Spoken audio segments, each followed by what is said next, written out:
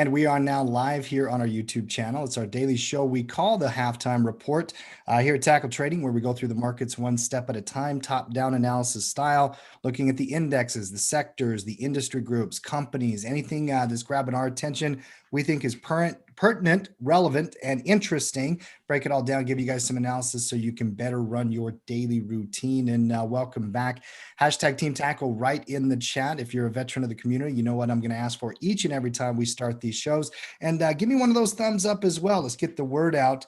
Without further ado, let's bring the coaches in, do a couple quick intros. Greg, Old Money Holmes is with us today, as well as Coach Tyler. Craig, let's start with you, Greg. How you doing today, sir? Doing fantastic. Thanks for asking.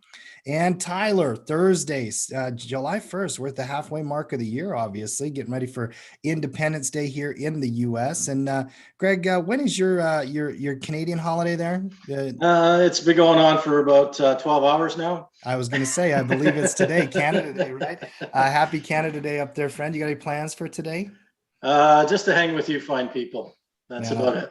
And cut the grass for the third time in a week. So beat the heat, cut the grass a little later. Yep. I could think of worse ways to spend your Canada Day, my friend. So everybody up north, we appreciate you and happy Canada Day. Tyler, how about you today, sir? How you doing? Doing good. Yeah. Doing good. Lots. Actually, I have a fair bit to say today on market movements that I think is interesting. So excited to see another green day in the markets. I do as well. You know, there's a lot going on out there from the sector perspective that is grabbing my attention. You know, we had moves into like the discretionary type areas of the market. We're moving back into cyclicals a little bit. There's actually health underlying the market in many, many different ways, quite frankly. And I want to break all that down with you guys. And I'm interested in also what's going on with oil even here as we're approaching some resistance, but strengthening again, and we're seeing that strength in energy play itself out a little bit today as well. So we're going to take a look at all that. But before we do anything, I want you to head over to Tackle Trading. And if you guys are a part of our community, you should have gotten the email this morning with this announcement in it. Every year around this time of year, we have an Independence Day sale at Tackle Trading. And, you know, Tyler, you know, one of the most popular things for our members out there is the Pro membership, obviously. They can get that on a discount right now. This sale is not a short-term thing. You don't have to just make this decision today here, guys. We're not the type of people at Tackle Trading really to push that at all, quite frankly. We want you to be a part of it. We want you to be a part of our communities. We want you to get the right education to help you really reach your financial goals and continue to develop as an investor and a trader. With that being said, we got a lot of discounts going on right now, Greg, and everybody likes a good discount. There's no question about that. Pro Annual is on sale for $897. So $97 a month over the course of the year is $1,164. That's on a discount right now. That's a very popular choice. So if your annual is coming up, this is the time to re-up that. If you're a Pro member monthly, might be a time for you to commit to the annual and get that 23% off. Big announcement is our coaching program. We've never formally put coaching out there at Tackle Trading, where it's right on the website and we're promoting it. This is the very first time. We have a dynamic group of coaches in our community. Every one of you out there who are part of Team Tackle, you know that. Now, one-on-one coaching, it's 10 sessions. There's some detail that goes into that. I'm not going to go too far on that today in the show. We got to get to the market analysis here shortly. All I'm going to tell you is if you're interested in coaching and you're serious about one-on-one coaching with one of these coaches, schedule a consultation and we'll get one of them to meet with you, kind of walk you through what the program is so you can make an informed decision about coaching. You'll see that button right in the middle, Ty. It says schedule consultation. If you click that real quick, you'll see that flash out to a new scheduling app. People can set up an appointment. They're about 30 minutes usually that you need to sit down and talk to a coach to make sure you get all the information you need. Back on the Independence Day sale for just one more minute if I can. As you scroll down as well, all premium systems, step system, bear market, tackle 25, cash flow condors, they're also all on sale 50% off. So if you're looking to get more education around a trading system, these are some of the most popular products we've ever released at Tackle Trading. So I'm excited about it. I'm fired up about it. We're going to be talking about it for the next 10 days, a little bit here and there. You're going to see it. Should be on the site as well. If you have any questions, team@tackletrading.com and we can help you out with it. I'll drop a link in the chat. Ty, let's go. Let's rock and roll. Any thoughts? Yes. Can I just scroll up and down with these little Firebird flying across my screen here? I mean, You should go to the page just for the dang visuals. Let's be honest. Dude, it's gorgeous. Christian Sisson does such wonderful work. Coach Christian is our graphic designer, and he's got just an amazing creative eye, quite frankly. We love working with him in that regard. He builds these pages for us, and he did a fantastic job on this one as well. So I agree with you, Ty. Beautiful, beautiful page. All right, let's roll here, guys. Let's start talking markets. Let's get down to business one step at a time. And if I'm counting green bars here, 1, 2, 3, 4, 5, 6, after the breakout here, Tyler, we've extended the rally on light volume, middle of the summer, but it's a rally nonetheless, and we're in a bullish market. What you read here on the S&P 500? Dude, I love it. I think that the majority of the commentary comes with what you're seeing in sectors, which we'll get to in a second. But look, man, what's not to like? This is, I feel like we're seeing the S&P is the aggregate, the NASDAQ is growth, the Russell is cyclicals and value kind of, and they're just ping-ponging back and forth. I think the most maybe bullish thing about today is that growth finally took a breather, energy and financials, and the Russell's like, I got your back. Go ahead, take a little nappy nap. We'll wake up, we'll run. You got energy running today, helping out. And so this is what allows the S&P 500 to go up every freaking day. You just see the rotation underneath the surface. And it's so hard to be bearish when the areas that fell out of favor after the Fed meeting, financials, energy, industrials, look, they're going to have failed bear retracements if we keep this up, and they're going to be right back into uptrends. And I'm going to get my Russell 2000 breakout. I'm going to dunk on Greg, and we're all going to have some fun. It's going to be great. It's going to be great. You two, I love the little rivalry that seems to be developing between the two of you lately, especially over the Russell 2000. You both seeing this very differently. Greg. All I'm going to say is number 4 is coming up. Number 4 for hitting that resistance and turning back down again. Mark my words. We'll see. We'll see. I see a higher pivot low, a little bit developing pattern there. But like me and Mark were talking about the other day, I'm seeing that from a delta perspective and a directional eye. And I do think there's a potential for a breakout popping into that Russell. Ty, flash me through the indexes if you can. And I do want to dig into the sectors a little bit more, like you hinted at. And like we talked about just a minute ago, there's some really interesting health in those cyclical areas that were out of favor 2 weeks ago post-Fed.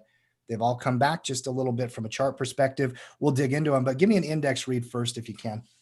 Yeah, look, so as far as the S&P goes, new high today, it's just marching higher, low volatility, kind of slow grind here. Today's Thursday, tomorrow's Friday, then you have market close on Monday, right, Tim, for 4th of July holiday? Mm-hmm. I mean, look, if Santa's listening, here's what I'm asking for Christmas in July. Just give me, I think this would be very nice if we ramp into the weekend. They buy it ahead of the July 4th holiday. I don't know why you would bet against that at this point, quite honestly. So I like where we're at in the week, kind of betting on continuation. But that's the tail of the S&P. The NASDAQ is where you're seeing weakness today, right? This is what we're talking about with growth stocks taking a bit of a breather. Do they deserve a breather? Of course they do, right? I mean, can we be surprised? Can we be disappointed or mad? No, we can't be surprised. And no, we can't be disappointed or mad because it just ramped aggressively. Look, it's down 0.3%, okay? We talked about this in the lounge today. We've kind of been so spoiled by growth stocks that you wake up and they're red. Semiconductors aren't running. It's like, what is going on? What's wrong with you? What's going on? Well, look, I mean, they go up and down. So I have no problem with this pausing a little bit here, pulling back a bit. But that's why you're seeing weakness across the board in growth-related names. And what I was looking at this morning was I just sorted my watch list by percent change. Look at the names you're seeing on the top of the biggest losers today. What do they have in common? Palantir, Micron, Roblox, Vips, Roku, DDD, Neo, Coin, Etsy, Splunk, AMAT, Spot. They're all growth, are they not? Mm-hmm. That's it. You're getting profit taking there. That's right. That's right. And I do that. I actually do that exercise each and every day through my daily routine. I look at the top 10 gainers and losers that are large cap and above, usually filtered by that. And I did see the same thing. I mean, Roblox, CRISPR, Space, Roku, Plug Power, those types, and many others that you just mentioned were the ones that were down here today. We're seeing hesitation in those groups. And you know who the biggest gainers were? Energy, materials, Nike, who had a blowout earnings report last week, probably just an extension of that, some airlines as well. So yeah, you're seeing these cyclicals come back here a little bit. And I do want to get into sectors and kind of look more at that here shortly. But Greg, before we go there, what is your read just on broad market conditions as we're looking at the indexes? Yeah, the float in the S&P 500 is not really that surprising to me. We are in the summer months. We still have markets, just as a general, overall thing, they tend to float up just because we've always got money coming in from the sidelines from 401k plans and things like that. So when you get these duller markets in the summertime, it's not a big surprise to see that floating up, and that's fantastic. I'm always happy with the bull market as well. I'm not surprised that tech has to take a little breather. We've been looking at this since May. And with a few stutter steps since then, this thing's just blasted higher. So, yeah, not really surprised to see a little breather there as well. Just overall, the markets they're quiet. But again, that shouldn't surprise anybody either, because we've got my friends and my countrymen. We've got our holiday today. We've got your holiday on the weekend, which your holiday is actually on the Monday there. So trade's gonna fall off as the week goes along. So you're gonna see less volume and volatility, and like I said, there's just no real surprise here. The market's doing what it's got to do, and I do like the profit taking that Tyler talked about in growth. We had some pretty impressive gains in a lot of growth stocks, and so it's, again, not really much of a surprise to see some profit taking in that as well. Yeah. So it's a really interesting point, though, on the light volume around this time of year. And, lighter volume doesn't necessarily change the way you're reading a trend or a market, but it does kind of hesitate in terms of volatility. Generally, Tyler, we are seeing lower volatility right now. Holiday on Monday, too. I mean, we'll remind everybody of that tomorrow, but the markets will be closed on July 5th because, like Greg mentioned, July 4th is on Sunday. So we're going to see a little bit lighter volume probably today, tomorrow, even into next week until we get back up and running. And Ty, I wouldn't be surprised if I saw light volume in this market till earnings season kicks in about mid-July, quite frankly. So how do you approach a market that's still trending nicely, but the volume starts to dry up a little bit, Ty? You don't do anything different, right? You don't do anything different. Why? I don't know that I would. I don't know that I would overthink it. I would just do what you normally do. Yeah. That's my approach as well. Yeah. And as long as the patterns are in place, I might not aggressively start leveraging into the market or anything like that. But as long as patterns in place, I'm still going to take the trades as they set themselves up. And many of that will be within these sectors. And Ty, can you flash around the different sectors and kind of examine what's exactly is going on between the growth and the cyclical types? Yeah. So I got a gridiron watch list, and I basically include every chart that we have in our newsletter over the weekend where we rank every sector. This is my favorite watch list to sort by percent change when we're having this type of discussion, because it just very easily shows you who's leading, who's lagging. And it is uncanny how often you will see, now we got more green than we had green this morning, but how often you'll see half green, half red, half green, half red, half green, half red.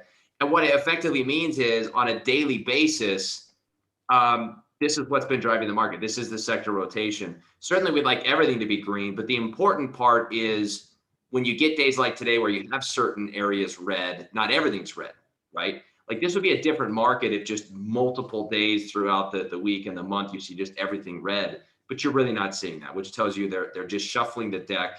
They're not throwing out all the cards. So today, energy is the standout. We'll look at crude oil here in a minute, but you're getting a nice pop in crude. So what better time for energy to break out than a day where they're ringing the register in tech stocks and growth stocks, right? So the energy sector is just coiling nicely here, looking pretty today. And you know what, Tim? They sold this gap up this morning, and it came back. Right? I mean, this could be a different conversation, but if you look, we had this big wick at the bottom of today's bar, which tells you energy opened strong, sold off in the morning, and is making its way back up. I think that's got to bolster your confidence a little bit, because quite frankly, this was a pretty nasty red bar about an hour ago, right? Mhm. So I like that they bought the intraday dip in energy, but you're seeing energy hot. You're seeing interesting utilities and real estate, defensive sectors participating on the upside today. Small caps up 0.77%, which again is great, right? I mean, has this been doing what the NASDAQ's been doing? No, it's been underperforming. Today, NASDAQ doesn't do well. Russell picks up the slack. Couldn't have scripted it any better. Healthcare, basic materials, financials, industrials. They're kind of your areas that got smoked last week, trying to wake up, or 2 weeks ago after the Fed meeting, trying to wake up a little bit. I like it. And then again, laggers, just real quick, you got tech, the NASDAQ, deserve it of a rest. Take a nap, boys. Small caps got it. And I think last thing I'll say here is the pattern that I find most interesting is a lot of these industrials, basic materials, and financials all had bear retracement type patterns. You get a failed bear retracement. I swear that's like the MO for the market over this bull market, right? Anytime something falls out of favor, makes you think it's interesting on the bear side. Nope, no follow through, goes right back up. I'm liking this potential failed bear retracement in banks and financials. Mhm. Would like to see that echoed by industrials as well. And yeah, it's borderline failed bear retracement there as well. So that could fuel the next up leg in small caps, Russell 2000 and value if this thing takes off. And Greg, one thing we do every Thursday is we play a game of buy one, hold one, and dump one. And one of the reasons you decided to select insurance companies to highlight here today was because of the pattern in the financial sector that caught your attention and your eye. Positive developments as it's kind of coming back up off the lows. Greg, what are you seeing in this sector? Is financials the one you're most interested in? Because I see a lot of these cyclical areas picking up. I still like energy. I love the fire back, like Tyler talked about. What are you seeing in the sectors here, Greg? Yeah, when I went through my daily routine today and went through the sector scoreboard, financials actually jumped off at the page for me. Excuse me, it was getting beat up pretty good. It's right at that 50 MA there that Tyler's got. It's right at the 20. They're all coiled together. We're building up some energy there. I really like the response we had. The infrastructure bill that came out, the banks are going to profit from that, obviously, when things get being built and things like that. So I just thought it was a real good setup. And yeah, it's probably the one I like most. Industrials, as Tyler said, has a little bit more work to do. I think just slightly more work to do than financials.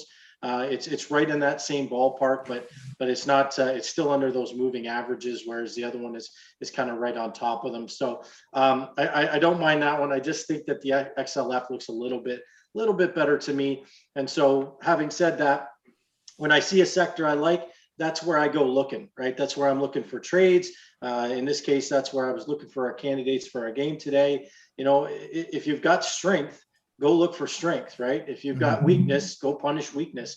It's the way I've always traded, and it's the way I always view the markets as well. So I'm with you. And, out there, if you're watching the show right now, hashtag Team Tackle in the chat. Chat's a little sleepy here today, guys. I'm going to prompt you a little bit. Type in the chat which sector you're most interested in right now. Is it energy? Is it financials? Is it tech? Is it communications, who's had also a pretty good stretch recently as well? What sector are you paying attention to the most? Where are you looking for trades on? I would love to hear it from you guys out there as a part of our community. All right. Let's keep moving through the markets, though. Let's go on to the commodity market here next. You mentioned energy and the strength in energy here today and the fire back. A lot of that is based on strength in crude oil here today, Tyler. And, OPEC Plus is meeting right now. They haven't officially seen, I haven't seen any official announcement on production cuts, but from what everybody's reading between the lines in the conversation, they're talking about cutting another 2 million barrels, or adding production of 2 million barrels per day, I should say, in terms of, what's happening out there with global demand and the economy's picking up. I think OPEC Plus sees the opportunity to be able to do it and oil is still rallying here. So it's an interesting condition, very bullish in general. It's been bullish. In fact, you might even call this a breakout. I see a line there as well, which corresponds to some old history, Tyler. Give me a read here on crude oil. Are we bumping into resistance? Is this a new breakout? What is actually going on here technically? Yeah, well, this is where multiple time frames help. But before you go to the weekly, obviously on the daily chart, how is this not a breakout, right? You took out the high of the last 1, 2, 3, 4, 5, 6 bars. You had a little sideways base, let the 20-day moving average catch up. And then today, bada bing, this is a new high, maybe a 52-week high, I don't know, but it's at least a new 6-month high. So it is undoubtedly a breakout on the daily time frame. Mhm. And we're not even that far into the day, Tim. And look at the volume. Like you have some pretty good participation coming into this thing. But I will note that this was a pretty long wick earlier today. There was an intraday sell-off in oil, and the fact that this bar is filling back up tells me that they bought the dip here as well, which kind of corresponds with what's going on in XLE, an energy stock. So I like the daily chart. Where this line is coming in is if you back it out to a weekly time frame, you're going to see that there were twin peaks right in this $75, $76 level from back in 2018. Doesn't mean it can't go higher. It certainly can, but this is an area of interest. This is an area where sellers struck previously. There may be some overhead supply here that could stymie the breakout attempt. On a weekly time frame, you are trying to break a weekly resistance level after going up, 1, 2, 3, 4, 5 straight weeks. So in general, we don't like overbought breakout attempts. I think maybe you could use the previous example or the previous run here into resistance as, maybe a template. Here you had a pretty big run up to previous weekly resistance, and it had to pause and pull back for at least a month here, maybe a couple of months before breaking out. I don't know if we'll see something similar, but I wouldn't be surprised if the initial breakout struggles a bit. And I would be very impressed if it doesn't, right? If we just sail through this bad boy up to $80, I mean, come on, that's pretty darn impressive. So take it a day at a time. Just know there is some weekly resistance here, but so far this daily chart looks fantastic. Yeah, it does look fantastic, and I appreciate the breakdown there from a weekly and a daily perspective. And I've got no official word from the OPEC meeting here today, Greg, but I'm guessing you're going to see some kind of production increases. Prices are higher. They're going to want to open the spigots a little bit more and get more oil out there in the markets and make some money. That's what oil producing countries need to do. Greg, what's your read on crude oil? Because in my opinion, this is why I'm so interested in the energy sector as well right now. Higher prices, healthy prices. We got earnings season coming up. I'm expecting to see this headline many times. We raised our dividend. We are improving our fundamentals. We are improving our financials. We had a better profitable quarter than last quarter. I almost guarantee you're going to see those headlines out of energy companies because it has to be that way with the oil prices as high as they are. What's your read on crude here, Greg? Yeah, I got to echo Ty's sentiments on the big chart, the big futures contract here. The thing that I find a little bit interesting is some of the big players like Exxon and Chevron gap up today, but sitting on red candles last I looked. So that tells you that there was some strength, but as Tyler pointed out, there was a pretty long wick in the futures chart at that point in time. So that's kind of it's just kind of something to note. I think it's not something to worry too much about, but it's something to note. It would not surprise me at all to see a little bit of a pullback here, just like we saw the last time it broke out, as Tyler so astutely pointed out there. So I like the energy sector too. It was on the list of places that I was interested in when I was doing my daily routine there as well. If they bump up the production, I don't think that's going to have a major effect on the price of oil at this point, especially if it's only a couple million barrels. I don't think that's going to do any earth shaking or anything like that. So until further notice, it's up and away as far as I'm concerned. I would like to see a little bit of a trim sideways here, and then I'd play the breakout again. So. Yeah, and if they do increase the supply, I mean, there would be the natural question: why is price going up? If it's only 1 or 2 million barrels a day, Tyler, we're talking about 1% of the daily, volume of oil there, somewhere around that, and not that big a deal compared to what the demand increases have been around travel and the energy sector and the economy reopening. In fact, I read a PMI report just today about the higher, commodity prices impacting manufacturers even now. 13 months of gains on that PMI report. So still got to like it. Still looking pretty healthy here. Let's flash through the rest of the commodity market as we keep working through our routine here on the halftime show. Gold next, then the dollar and Bitcoin. Ty, trying to battle down here, but still not out of the range it's been developing for about 10 bars. What you read here on gold? Yeah, the longer it holds up, the more convincing this false support break, this bear trap, this fake out looks. I think any kind of backing and filling here is fine. You just don't want to see it slip through that 1760, 1750 again. So look, it's hard to expect much after the thing gets beaten down as much as it did. It's kind of like a boxing match when a dude gets like just his clock cleaned, as they say. He's on the mat. It's like, dude, I don't expect you to bounce back. Like, it's going to take you a bit. I feel like that's what gold's doing right now. Give it time. Give it time. I don't know that I would overanalyze every individual candle in between 1800 and 1760. It's going to need some time to look more bullish. But that said, you got to be happy that it didn't immediately slip back below support. So hold up here, and then we'll talk when you give me a breakout over 1800. Yeah, it's kind of where my head's at as well. And one interesting note about gold the last 2 days, we've had a little bit of a bounce here, Greg, for a couple of days, still completely stuck in the range, though, nothing else there. But if you look at the dollar, Ty, on the back of strong economic data, we've seen the dollar continue to rise and gold's still kind of holding up. I think that's a positive note for gold myself. This is a developing trend, and it's a developing pattern in terms of strength in the U.S. currency. And it always makes me scratch my head when the dollar goes up, but I have to remind myself it's the relative value against all the other rags out there in the world, right, Greg? These fiat currencies, but got to call the dollar bullish here, guys. Greg, any read you got on gold or the dollar here in terms of their relationship?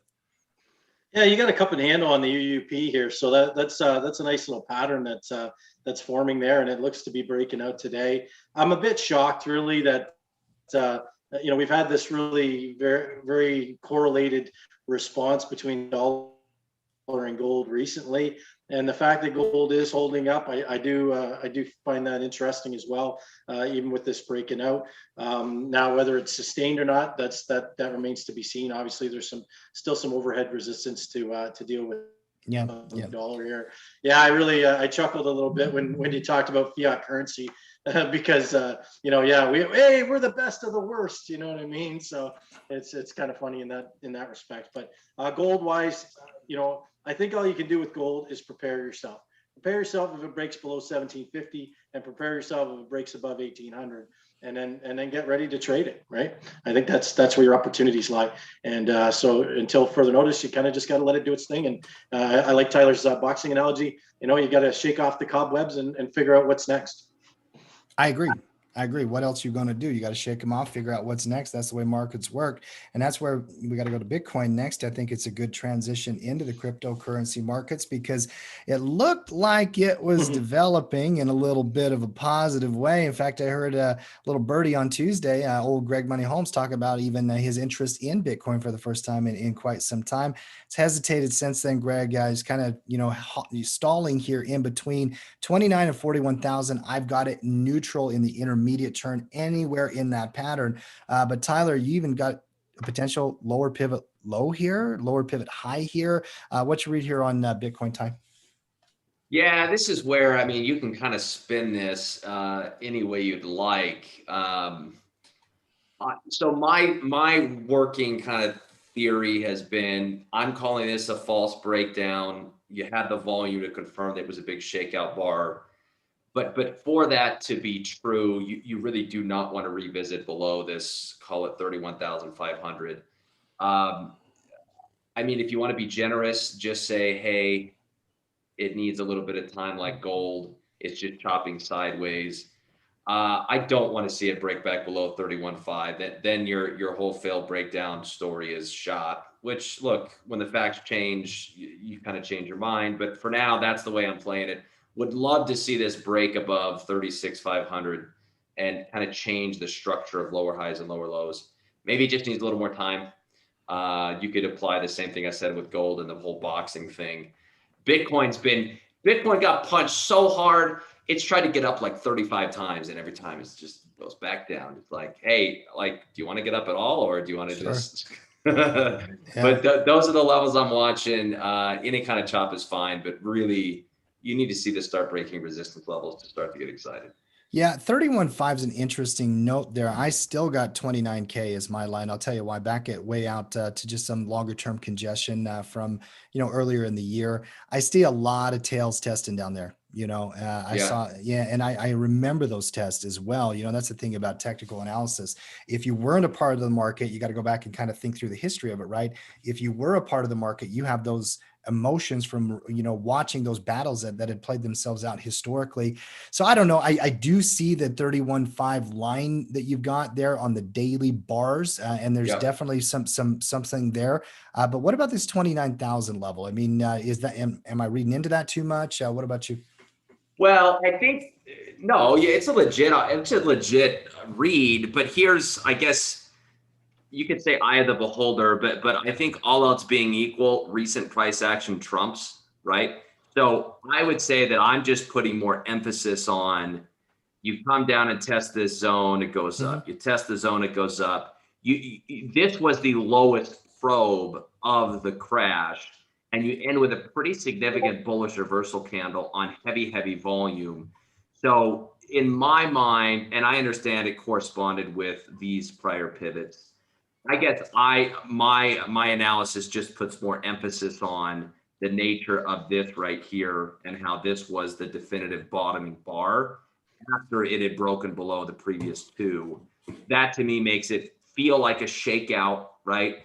Like it should have had downside follow through. It didn't. And that just makes me anchor on this candle above all else and have that kind of set the tone for the analysis moving to the right of the chart. And so again, things change, but I would still stand by kind of this being the shakeout bar, that being the definitive low, that kind of guiding my short-term read on the chart until it breaks down anew or breaks out. But I just want to be right, Tim, on my read. So I just really want this thing to break to the upside so I can stand by this being the shakeout bar of this correction.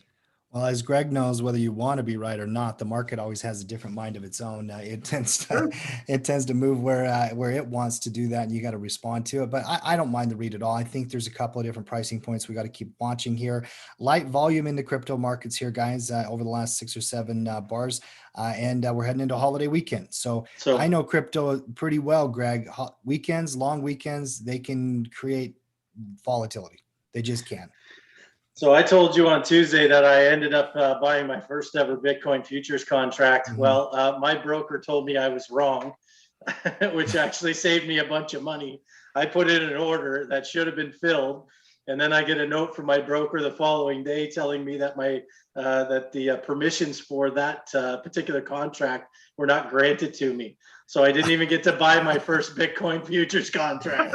Oh. So hindsight, they saved my broker's telling me it's putting up a big neon sign, Tim. Don't touch Bitcoin. That's what they're telling me. So I'm now mad at your broker. Maybe you would have been the one buyer to drive this thing above 36K. Maybe so. Oh, that's funny. That's funny. All right, let's move out of market analysis into individual company analysis in our section we call Stock Talk. And I got a few here today. I do want to highlight. I got a couple of quick earnings reports. Won't take too long. Let's start with Micron here, Tyler. Micron is a very popular semiconductor company. They do, memory devices and chips and all that kind of stuff. They actually have a fabrication, unit here in Lehi, Utah. Here in Utah, Tyler. Number one, local news breaking. They did announce the sale of that unit to Texas Instruments for $1.5 billion. So Micron's not going to be the one running that facility anytime soon, and that's right down your neck of the woods, right? It is. I see that thing every time I go out. Yeah. Yeah. And has it even been, I feel like it's been vacant for a little bit. Have they been using it this whole time? I think it's been limited production for a while, and that might be why Yeah. they're unloading the property and moving on, right? But Texas Instruments did buy that. Micron beat top line and bottom line. They reported earnings of $1.88 over $1.72. They reported revenue of 7.4 billion over 7.2. They even raised their guidance moving forward. But because of some of these write downs and accounting issues that they went through with selling this property and that, I think the market kind of didn't know how to read through this report. It was shaping up for a real nice potential breakout there, Tyler. Now the gap down on earnings. I would not, if I'm an investor in Micron, I'm not overthinking this at all, right? Because you have good top line, bottom line numbers, but traders, you got to hesitate now that we're stuck in that range. What's your read on the chart? Well, I'll actually defer to Greg on this because he had a take on Micron, kind of an if-then trade based on last night. So, Greg, what you thinking here? Yeah, no, I read the numbers and I thought, you know what, hey, they did pretty well. And of course, this is the whole story about earnings. It's not about what they do; it's about how the market feels about what they do. So I had this great trade yesterday on Trade Masters for Micron. It was contingent on that breakout right at that level, 85 and a half ish there. And so I was basically financing a bull call with the bull put spread. I thought it was a pretty nice, cool trade, but of course it didn't trigger because of the gap down. You could kind of see that in the after hours bid ask price as well. I was kind of hoping against hope, but had a nice little trade there, and it worked out. Massive potential for reward and a limited risk trade. So say Levy, maybe next time. And it's in consolidation here. So if it pulls back up to that level, I would still pull the trigger on the same trade. So. See, this is one of those where the report gets released right after the bell, right? Market tends to, react to that instantly. Micron looked like it was firming up a little bit. Then they start reading into the conference call and reading into the detail, and maybe that just doesn't inspire that buyer to come back in, Greg, and it just hesitated, right? That's why you got to get confirmation above those resistance points. Nothing wrong with the setup, nothing wrong with the concept at all. It's also a good reason why we don't trigger until we get those confirmations, in my opinion. And could just be one of those where, just a little of this, a little of that, lackluster, and they were reporting that they have tight production on their chips. They're worried about demand moving forward. Just didn't inspire investors to break it out. So keep it on a watch list until it does. All right, next one here. Let's do another quick earnings roundup. Walgreens Boots, WBA, reported earnings of $1.51 over $1.11. Huge beat on EPS. They reported revenue that beat as well, 34 billion over 33 billion, but the market did not respond in a favorable light here, Tyler. In fact, they're selling it on this news. They're worried about maybe selling as many COVID-19 vaccinations. That's where a lot of the revenue came from. As people get vaccinated, maybe that demand's not going to be there moving forward. There was a couple of different takeaways that I saw, but really just a sell-off here from the earnings report. What's your read on the candle? What's your read on the chart? This is a tough, I was trying to think about the last time I did anything on Walgreens. That's a tough chart for me. It just is not that clean. And you could say, well, what do you mean? It had a trend reversal. It went into an uptrend. Yeah, but it faked you out a lot along the way. I don't like these deeper retracements. This is a tough chart to trade for me. So in general, I'm a little suspicious about doing anything on this. And then you tack on this response. Yeah, it's not what you wanted to see. I mean, you're cracking a major support zone. Probably stopped some people out, which is why you got the quick downturn there. And now it's in the middle of the bar. Dude, you need time on this. I don't know what I would do. I don't like it bullish. Got to break out for me to, entertain anything bullish. So you're a ways away. But on the bear side, dude, I don't know. I mean, it sold off, came back. Maybe it did the shakeout and drop all at once. This is a stay away from me. Yeah, complete stay away from me from a pattern perspective as well. All right, keep moving through a couple other items here. Let's go to GM, General Motors next. Greg, every time you are on this show, it feels like there's a story out of the automakers in Michigan. I will tell you that. And you live not too far away from there, a couple hours, I believe, by drive, I believe, into Detroit and those type of things up there in Canada. And GM, they actually reported some really good sales numbers. 40% jump in second quarter U.S. sales on strong demands for SUVs. And they believe the trend's going to continue. They had some positive commentary around that department and those sales, of SUVs in the U.S. The stock here has not had much of a price response to it, kind of stuck down here in the bottom. We actually had Ford on our last weekend's report. I still like Ford as a potential setup. Greg, what's your read on GM here? I keep seeing positive news around this and that and the other thing, but it just can't get out of getting stuck in the mud here in the middle of this range. What's your read on the chart? Yeah, so I just got an idea from you saying that, Tim. I'm thinking that I'm going to make a phone call to GM and Ford and start getting them to pay me every time I come on the halftime report, and that way they get positive news every time. But yeah, it really it's kind of funny with the SUV talk. You would think that trying to be more efficient in this world, you would think that maybe that wouldn't be the biggest market, but what do I know? Yeah, it just looks like this hasn't responded. There's still a trade in Ford as far as I'm concerned, and there's still, you could make a trade here. If you get above the 20 there, it's falling right now, but above the 20 in that resistance level, I still think there's a decent trade here. Yeah, I'm kind of surprised. The news just hasn't done anything, and this almost looks like quicksand to me. So apparently the news needed to be better, I guess, is what I say. Didn't inspire it. No, Ty? didn't get her done. So Ty, are you still interested in Ford from your watch list over the weekend? GM kind of stuck here. Let's take a peek at Ford here. It's also really been developing more in a neutral way this week, maybe even a change in character. Any interest still here in Ford? That's my response. Look, I'm in the middle of support and resistance, little pullback after a lower high. Not my favorite pattern. Plenty of fish in the sea. I would play with something else if it were me. Yeah, I'm with you. All right, two last quick ones here, and actually around IPO talk a little bit here. Did you see this DI? Yeah, not DuPont. DuPont's been around forever. Chinese ride-hailing company, like the Uber in China, so to speak. They IPO'd yesterday. They're going to be listed, I believe, in London to trade, and also global shares through ADRs are going to be available. DiDi had a pretty nice little price response today after their first day of the IPO. It caught my attention. I like the Ubers and the Lyfts potential over the next 5-10 years, and this is one of those stocks I'll now have on a watch list. Will not touch it for 3 or 4 months, maybe even longer until I see patterns. But Tyler, do you know anything about this stock? And did you see the IPO? I don't. Is Airbnb is what is it? The company you get? Uber.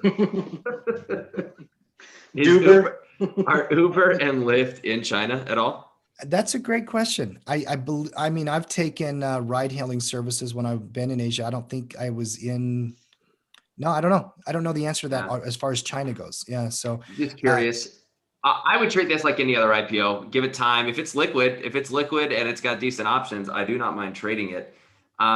We're in an interesting spot right now with Chinese stocks. They're just kind of whatever. Baba's been messy. Baidu's been messy. FXI hasn't looked that interesting.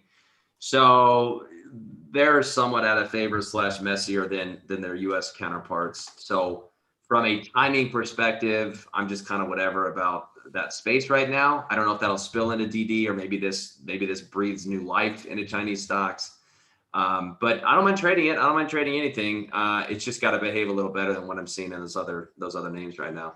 Well, a couple other Chinese stocks that were in the news today. Did you see NIO and XPEV, the EV makers, NIO, very popular company?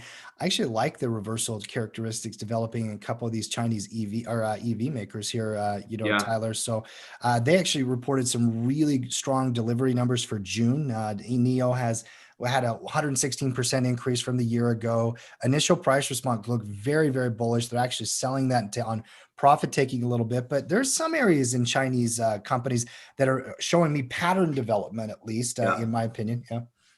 No, that's true. That's true. I mean, maybe I'm letting Baba and Baidu overemphasize. And quite frankly, I'm thinking 2 weeks ago. I didn't look at them recently. Yeah, Baba's whatever. I mean, it's just FXI. They're okay right now. That space is just kind of whatever. So, but no, I do like the NIO pullback.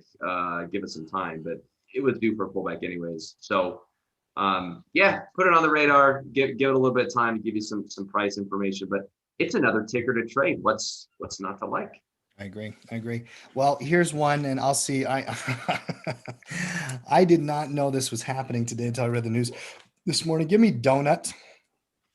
Last one, DNUT. Do you remember how crazy Krispy Kreme donuts was when we started trading, Tyler?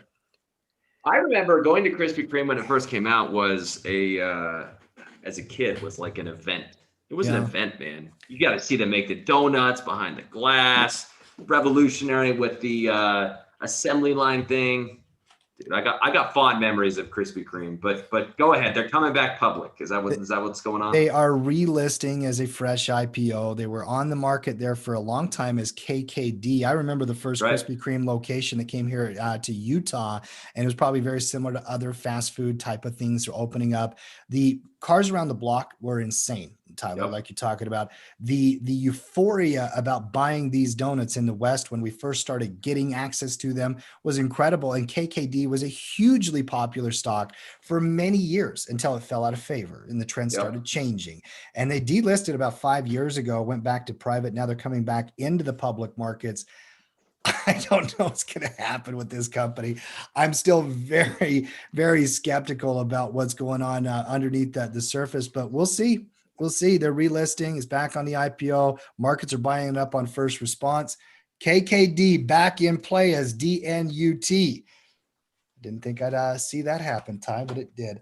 All right, let's move into our last segment here today. And Coach Greg, I'm interested to see what you got dialed up for us. I know we do this each and every Thursday. It's a little bit different in terms of character and nature than the other segments we have. You know, Trade Masters, we're looking at short-term analysis, short-term picks.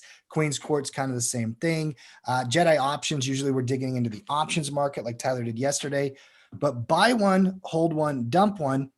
We approach it from a fundamental perspective. And Coach Greg presents 3 different stock ideas, lays out the basic detail behind them. Then Tyler and I have to make a decision. Which one would we buy? Which one would we hold? And which one would we dump? You're up, Greg. What we got today? All right. Well, in honor of Independence Day, I thought, what's more American than apple pie and beer? And as it turns out, it's property and casualty insurance. Once I went through the sectors, I looked at the financial sector. I was happy with the way that was setting up, and so I started looking through the holdings of the SPY there, and so I kind of looked through those and came across a few that I liked, and they happen to be in the insurance industry there. So I got a little bit of a curveball today that I brought in. I haven't let you guys know about it yet, but I will shortly. And got 3 good American companies here. They seem to have the market cornered on insurance, and so we'll break these down, and you guys can buy one, dump one, and hold one. Sounds good. All right. So we're starting out here. We're starting out with Travelers Insurance. Okay. So again, like I said, insurance is boring. It's only boring if you're having to pay for it. If you own the company, these things are like cash machines. They just seem to make money hand over fist. So Travelers, from a chart perspective there, what are we about $151 stock there? Trying to break back up, kind of took it on the chin a couple of weeks ago, trying to get back to those moving averages there. So I don't mind the setup here. I think this is an opportunity here. Typically your insurance companies are decent dividend payers, and you'll kind of see that in the numbers there as well. So like I said, don't mind this here, trying to break through. If we can get through that old support level there, which is the new resistance, get above that 20, then really the only thing slowing you down is the 50, and there's a bit of room between those 2 lines. So I like that technically. From a fundamental standpoint, Travelers is looking like this. They pay about a 2.35% dividend. They've got 15 years of consecutive dividend increases. Started paying dividends in 1990. Their payout ratio is a paltry 31%. Their PE ratios 14. Okay, so pretty decent if we look at the overall markets. That's not too terrible. From a fundamental standpoint, assets versus liabilities, they're sitting around 117 billion in assets, 88 billion in liabilities. They've got 4 years of consecutive net income increases. and they're sitting on around 7 billion in 7 billion in free cash flow. So fundamentally pretty solid. Their sales numbers this year, they're about 4.3% this year, and they're expecting a bump next year of around 6% going forward. Okay. All right. That's number one. All right. Now we're going to give you the Allstate discount. So we're going to go there. So this chart looks a little bit better, a little bit stronger. A little pop today. Got above those moving averages. The 50 already was above the 20. So showing some strength here. So from a chart perspective, this one looks pretty good. You know, pretty deep retracement, showing some a fair bit of strength there. I like actually where this is at. I think there's some room to run up to back up to that 140 mark there. So don't mind this at all. From a longer term perspective, it looks pretty good as well. We kind of go out, you know, it has its fits and starts, but really, you know, you look from left to right, it's still moving in the right direction. So fundamentally looking at this one, $131 stock, 2.48%, 7 years of consecutive dividend increases, been paying dividends since 93, payout ratio of 24%, very, very low there, 12 PE ratio. Now their fundamental numbers, 126 billion versus 96 billion assets to liabilities, 3 years of consecutive net income increases, and about 5.5 billion in free cash flow. Sales numbers, a bit surprising here, negative 8.6% sales growth this year, and they're expecting just under 4% next year, 3.9%. Okay. All right. And finally, our friends at Progressive, the ones with the funny commercials. I guess they all have funny commercials, but it's interesting on that. I was just thinking about that myself. Insurance companies, they got to fire themselves up a little bit. They get all the advertising spend and all that kind of stuff, Tyler, because it's hard to get people too excited about insurance. But all these guys spend money on their commercials quite a bit, don't they? They do, yeah. Sure. Yeah, you know, it is funny that you got the Geicos, the Allstate with what's disaster destruction, the guy's name on the Allstate commercials. Oh yeah, Mayhem. That's right, Mayhem. Yeah, those are funny. I like them. Yeah, that's good.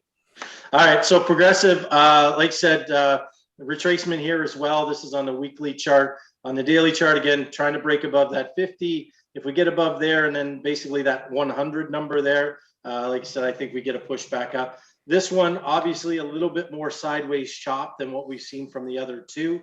But still impressive rally here recently as far as kind of a V-shaped recovery there. So don't mind that, technically speaking. Now by the numbers, $98 stock, only a 0.41% dividend. Okay. Their years of consecutive dividend increases are 0. However, they've been paying dividends since 1965. Their PE ratio is 45, and their PE ratio is, I apologize. Their payout ratio is 45%. Their PE is 9. Okay. Mm-hmm. So assets versus liabilities, 64 billion in assets, 47 in liabilities. There are 4 years of consecutive net income increases, and they're sitting on about 7.6 billion in free cash flow.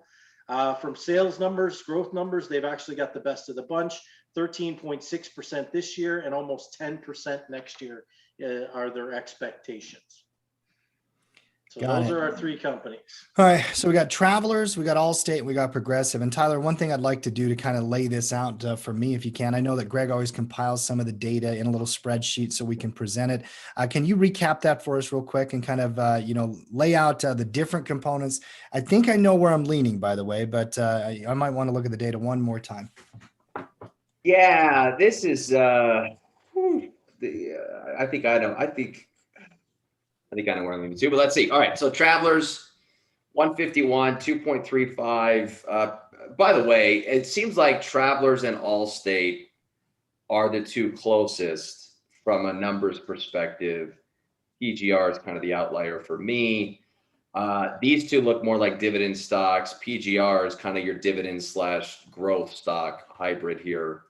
But let's just run, actually, let's do each column comparison here. So 2.35% dividend for Travelers, 2.48 for Allstate, and then 0.41% for Progressive.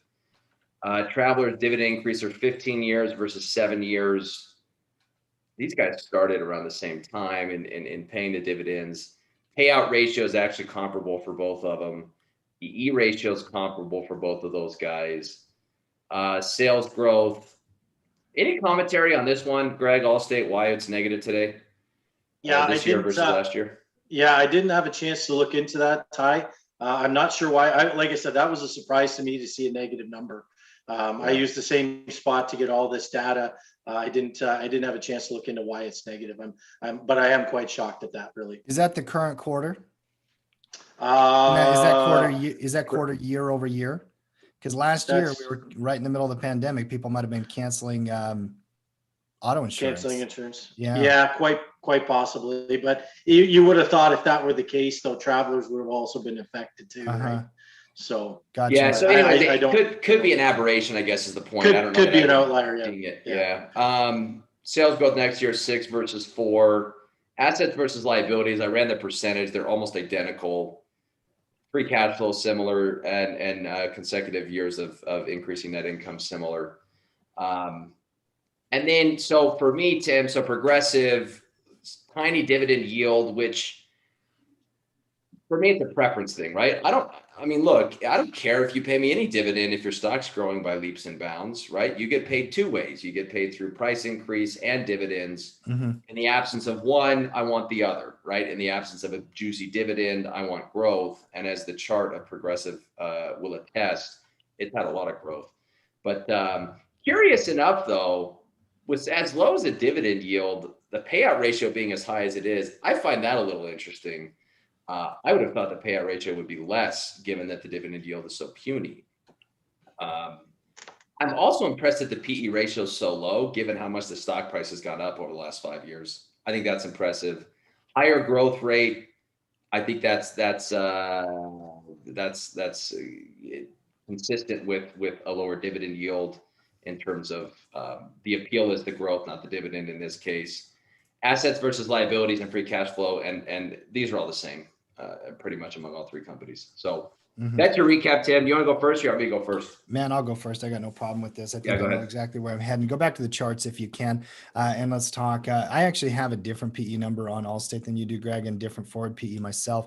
But either way, they're very low PE ratios on all 3 of these compared to market, fundamentals right now in other industries, other areas. I like financials. I like highlighting this area. These are not short-term momentum plays, right? These are not the Teslas of the world, that kind of stuff. We're talking about insurance companies. 2 of them pay pretty good, healthy dividends. One a little bit lower, but that's got that combo like Tyler talked about. I am starting with Allstate, and the chart alone was enough for me to want to call this a buy. After going through the numbers and also looking as to why the context of that one sales number was down, I've got quarter over quarter sales that are growing again. I've got next year forecasts that are looking good. Their EPS projections over the past 5 years, their sales numbers over the past 5 years. This is Allstate Insurance. We're talking about a very consistent company. All 3 of these guys make a lot of money, quite frankly, Greg. They're all about the same size. They're very good companies. Allstate has had a share buyback program in place now for the better part of a decade, and they've continued that. Looks like they are going to continue that moving forward as well. That always helps the stock price. 2.5% dividend on a, let's just call it single-digit PE ratio at best. And maybe if you're looking at a TTM number differently, maybe it's 12 or so, but that's coming off of last year's pandemic. I think that could have affected some of their numbers. I see low valuation. I see a chart breaking out, relative strength against, if you look at Travelers, this is like the TRV chart, but TRV has to get the breakout, right? Allstate already caught the little breakout off of the pivot. So I'm a buy on Allstate. The other one is a little bit harder because I do like that Travelers does pay the higher dividend for a hold. So that's where my head is a little bit debating this one, Greg. I look at the fundamentals. I see a share buyback program. I see increasing sales numbers year over year over year over year. Even in 2020, by the way, they increased sales with everything going on in the economy there. It's a healthy company. It's Travelers Insurance. Go to Progressive, though. I just do not trust the price action here. I'm going to hold Travelers. I'm going to dump Progressive, bypass the low dividend and the growth opportunity here, try to find growth somewhere else. I'm holding Travelers for the dividend. I'm buying Allstate because of the technical strength, and I'm dumping Progressive. That's my choice, Ty. All right. I am in agreement on the buy. I think Allstate's just fantastic on the daily chart. I like the trending characteristics. I like the weekly chart, certainly. I know it's been messy, but over time, this thing's been going up. The low PE ratio helps as well. Yeah, I think it's hard, and it's got the highest dividend yield, right? So cleanest looking entry in the immediate term, highest dividend yield, really good PE ratio, nice long-term chart. And Dennis Haysbert. Dennis Haysbert is he's the guy on all the Allstate commercials, not the Mayhem guy. He's the African American guy. Oh, right? yeah, he was the president in 24 back in the day. He was the He's got president that 24. deep voice, yeah. Yes, and he played in The Unit on CBS, which was an Army Man show, and I loved The Unit. So going with my boy Dennis and Allstate for the buy. I am disagreeing on the other two. I think Travelers is too similar to Allstate. I want a little diversification. I'd rather dump Travelers because I bought Allstate and they're too similar. I'm going to buy Progressive because I want the growth opportunity. I want a barbell approach with my insurance exposure. I want the consistent Allstate dividend player, and then I want Progressive to give me some growth. So I will hold Progressive. I will buy Allstate, which means I like Allstate more than Progressive. And I will sell Travelers just because I got to sell somebody. Fair enough. Greg, it's always the fun part for me. Yeah, now I'll tell you why you're both wrong. But anyway, so this little exercise today was a look beyond the numbers for me. So when I compiled these numbers, I looked at all of them, Travelers and Allstate. It's a coin flip, really. They're very similar companies. So having said that, you got to go with the better chart, and no question, Allstate's the better chart. For me, that's actually going to be my hold. I would hold Allstate because I do like the chart. I do like the higher dividend. I am going to give them a pass on that negative 8.6. Like you said, it could be pandemic related, could be an anomaly, a one-off. So I'll give them a pass on that. They've got many years of consecutive dividend increases. Like I said, highest dividend, and you know how I feel about dividends. Decent PE ratio, regardless of where you get it. Lots of cash, lots of free cash flow. All of that stuff's very similar with these three. Travelers is getting dumped just because it's very similar to Allstate. Like I said, they're both apples as far as I'm concerned. They're two of the same. A little bit different growth numbers, but I'm buying PGR, but I'm buying it for a very different reason than Tyler. Tyler wants the growth out of it, and I think that's in that realm of getting that. Obviously, you can see their numbers there. Their numbers are pretty impressive. 13.6 this year, 9%, almost 10% next year. That's not why I'm buying them. What I did here was when I saw a dividend of 0.41 with a company that was very similar to these other two in that same space, I started looking beyond the numbers. Can you go to dividendinvestor.com for me, Tyler? Yeah.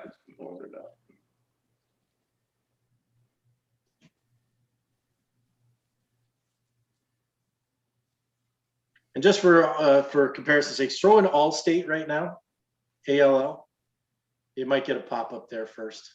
Just close that, and then there you go. If you throw in Allstate, just hit enter for me, and then scroll down. I just want to see the bar graph, okay? So if you look at the bar graph on this website here, it kind of shows you the consecutive dividend increases. You can see when they ran into trouble after the financial crisis, all that kind of stuff, but they're kind of getting back on track now. Now, if you could throw in Progressive for me, up at the top there. This is why I'm buying Progressive. So that 0.41% dividend doesn't take into account all the rest of this. So Progressive happens to be one of these companies that builds their dividend according to how well they do.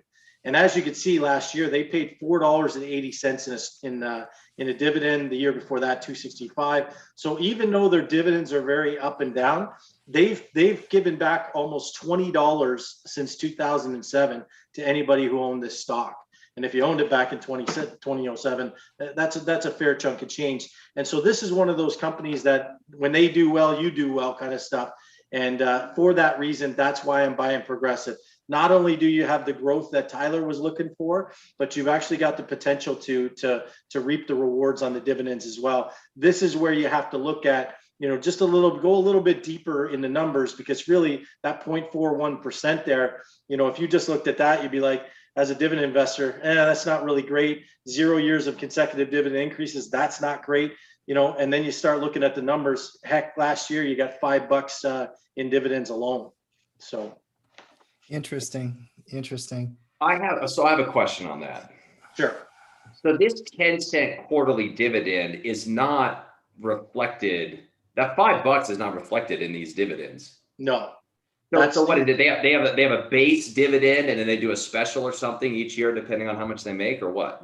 Yeah. So when I was a financial advisor back in the day, there were certain companies that paid dividends according to their business, so their revenue and earnings, right? Yeah. So I believe that's how Progressive runs theirs, according to that chart, right? And again, I'm just using, I haven't verified that data, but according to that chart, so it was a ruse. So the 0.41 didn't tell the whole story. Well, but the whole point of this, Tyler, actually is, and that's why I said that, is sometimes you got to look beyond the numbers, right? Sure. Because, there's a bunch of really good dividend payers that I think are fantastic. But if you go in, you'll see a bunch of, maybe only see 5 or 6 years of dividend increases. But then you go look at that bar graph and you realize that one year, one of the dividends got kicked into the next year or held back into the previous year, and had that lined up the way it was supposed to, they would have had 20 years of consecutive increases. So on $100 stock, I mean, that's like a 5% dividend yield, right? I mean, there's like 10x higher than what initially was. Exactly. But that's what I'm saying. You got to kind of, sometimes when you're doing your fundamental analysis, you got to look a little bit deeper than the numbers. And that's really what Progressive, because really, had you just thrown me the numbers here, I would have said, no, I'm not really interested in Progressive as a dividend investor. But once you look a little bit deeper, hey, you want to give me $5 every, even if they did it every 5 to 10 years, I'd be happy with that too, right? That's going to get my break-even price down pretty quickly. Well, let's not bury the lead here. You made the same choice as me to a certain extent, not Tim. So that's really what matters. I'm sticking by it. We got an insurance company that's run 10% into a breakout there. I still wouldn't buy it yet. I like the Allstate chart. And I think Travelers is still a hold. So I'm sticking by my call, but I appreciate the context there, Greg. As always, a lot of fun. That's the fun part for me, is when we get to hear your thoughts after we get done. All right, let's start wrapping up our show here on a Thursday. First day of July, guys. Markets are halfway through the year. So is life. And hopefully you got big plans over the weekend. Up there, our Canadian friends, happy Canada Day. Have a beer, a brat, whatever you do for that. Celebrate it with your family. Over the weekend, by the way, we are live tomorrow. We got full slate of programming on our Friday. We're going to be dialing our reports and all the things we do for our pro members, but the markets are closed on Monday. So be aware of that. Make sure you're doing your planning, your trading, any adjustments you need to do going into a long weekend. Get that done today and tomorrow so you can be set up for that. Tyler, final thoughts on the market conditions as we wrap up our show. So speaking of insurance, I learned of this ETF earlier this year. Full disclosure, I actually own it. KIE is the insurance ETF. So if you like the insurance space, but you want to analyze that particular industry without looking at all the individual components, KIE is the ticker that'll get you done. But as far as the market goes, ES looks like it's heating up a little bit, up 0.41%. And I believe the NASDAQ's loss is shrinking. So, hey, look, the longer we talk, the better the market gets. I say halftime report all day long, Tim. Let's do it. No, I got grass to cut. I've got all kinds of different things planned on my agenda here in the middle of the summer. So no, there's a reason why the volume is light here midsummer, right? We don't want to stare at the I market all tried. I day. tried. Okay, I tried. Greg, you final thoughts, sir?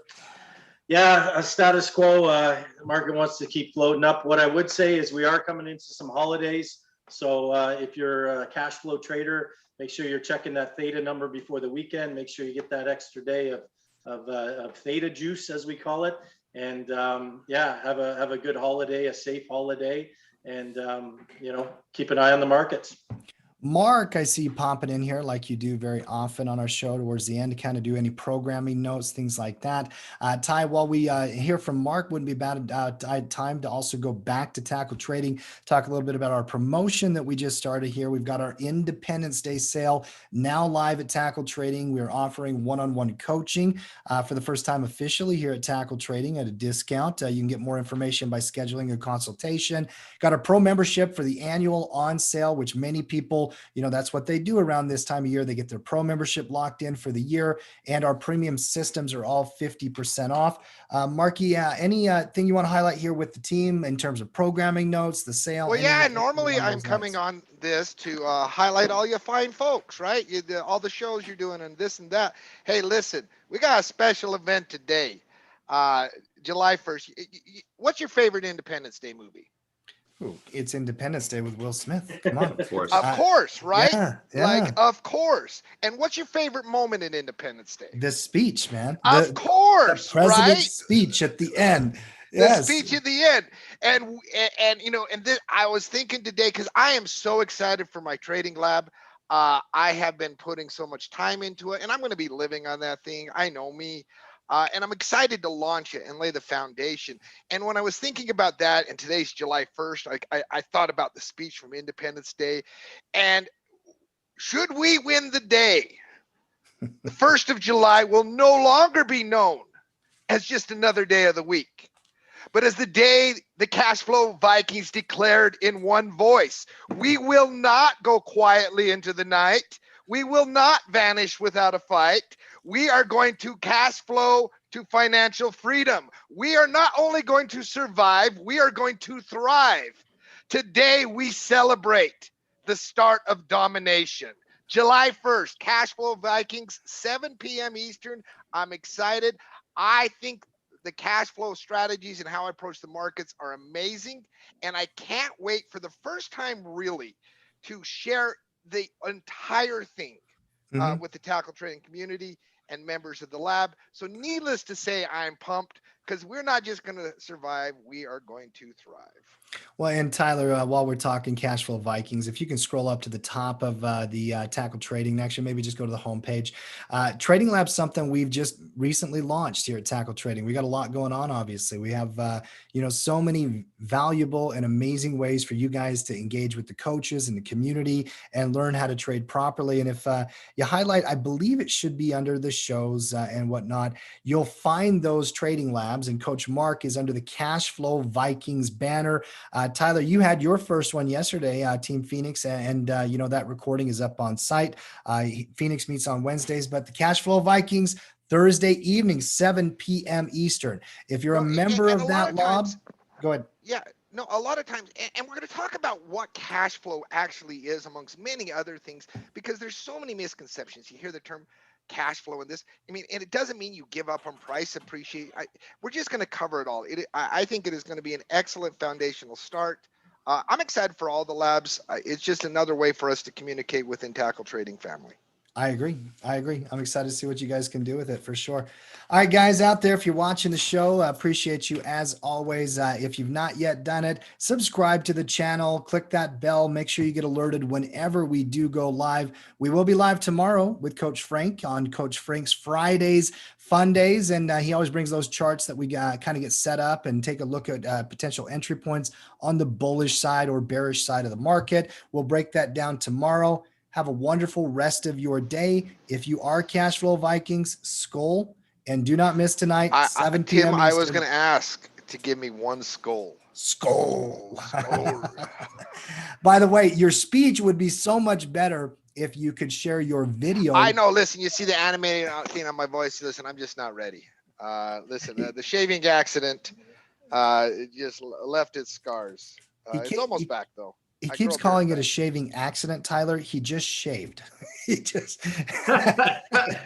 That's all. You know, the shaving accident just didn't work out very well.